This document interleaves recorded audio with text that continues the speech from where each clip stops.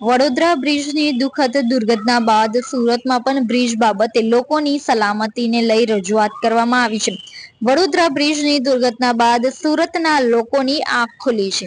સુરતમાં cable straight બ્રિજને લઈને સુરતના સાંસદે પાલિકાને પત્ર લખ્યો છે.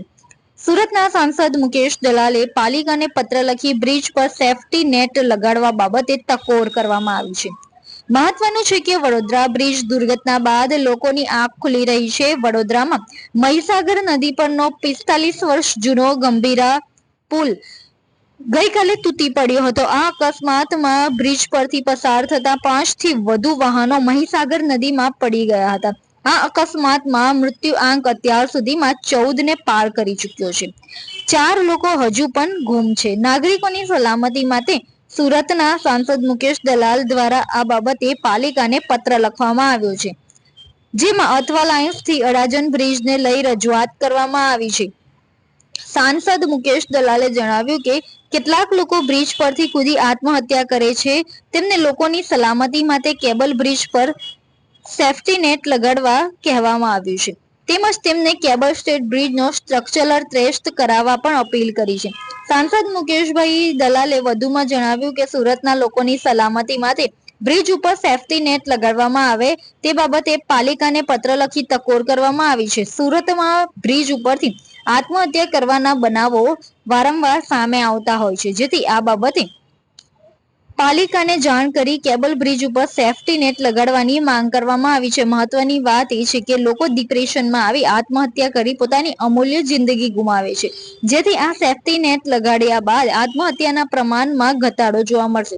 વર્ષ 2009 અને 10 પહેલા સરદાર બ્રિજ અને સવજી કોરાટ બ્રિજ ઉપરથી દર વર્ષે સરેરાશ 80 થી વધુ લોકો આત્મહત્યા કરતા હતા, જેથી વર્ષ 2009 બાદ શહેરના તમામ રિવર બ્રિજોની ઉપર સેફટી નેટ લગાડવામાં આવી હતી, જેથી આત્મહત્યાના બનાવોને ઘટાડી શકાય.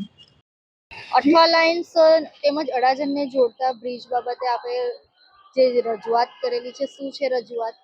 2009-10માં હું જ્યારે સ્થાયી સમિતિ ચેરમેન હતો ત્યારે મારા ધ્યાન પર એક વાત આવી હતી કે સરદાર બ્રિજ અને વરાછાના સવજી કોરાટ બ્રિજ પરથી વાર્ષિકમાં સરેરાશ 80 થી 90 આત્મહત્યા થતી હતી. લોકોની સલામતી માટે મેં તે સમયે સરદાર બ્રિજ પર અને સવજી કોરાટ બ્રિજ પર સેફ્ટી નેટ મુકાવવાનું કામ શરૂ કરી જે પૂરું થયું.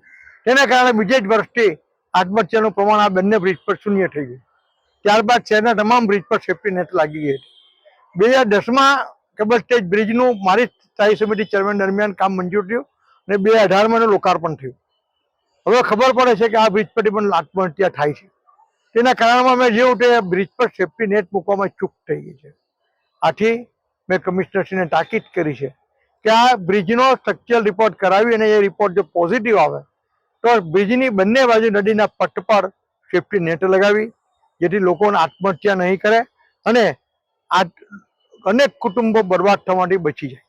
સાથે જ ઓએનજીસી બ્રિજ પર પણ હજીરા ડુમ્મસને જોડતા બ્રિજ પર પણ આપણે જાણીએ છીએ તે પ્રમાણે ત્રણેક જહાજો ભૂતકાળમાં અથડાયા હતા અને તેને કારણે પણ બ્રિજના સ્પાનને કદાચ જો નુકસાન થયું હોય એ સંભાવના ખરી.